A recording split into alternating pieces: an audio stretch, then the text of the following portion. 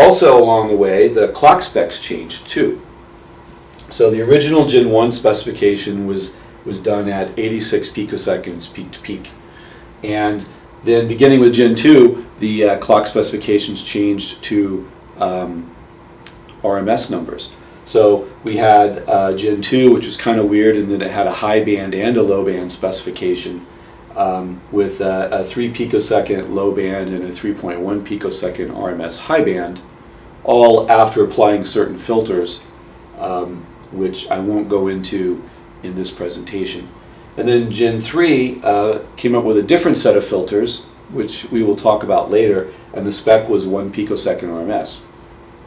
So because we're dealing with RMS values and the data rate doubles to 16 gig at Gen 4, you would think that the Gen 4 clock spec would be 1 picosecond divided by the square root of 2. Again, it's a doubling, but it's RMS, which would give me 700 femtoseconds for my clock spec for Gen 4. And that is actually what is the case. However, that 700 femtoseconds, 200 femtoseconds is removed for channel noise.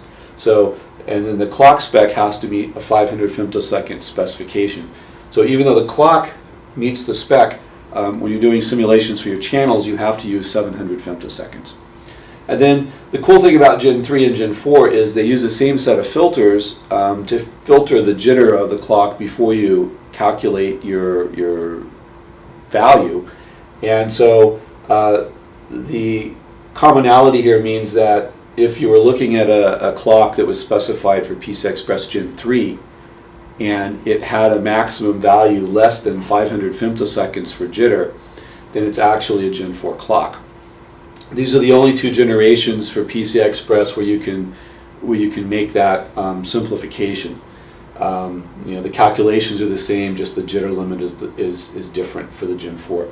Once we get to Gen 5, the spec limit is going to be 150 femtoseconds RMS, which again, if you took this guy and divided by the square root of 2, you would think it would be 350 femtoseconds, which is not exactly the case, as you can see here. The filters for Gen 5 are not the same as the filters for Gen 3 and 4. So we can't use that simplification that we had before. So this is just a quick brief history of the data rates of the various generations for PCI Express and the clock specifications down the side here, again for common clocked architectures. And now let's go look at the jitter model.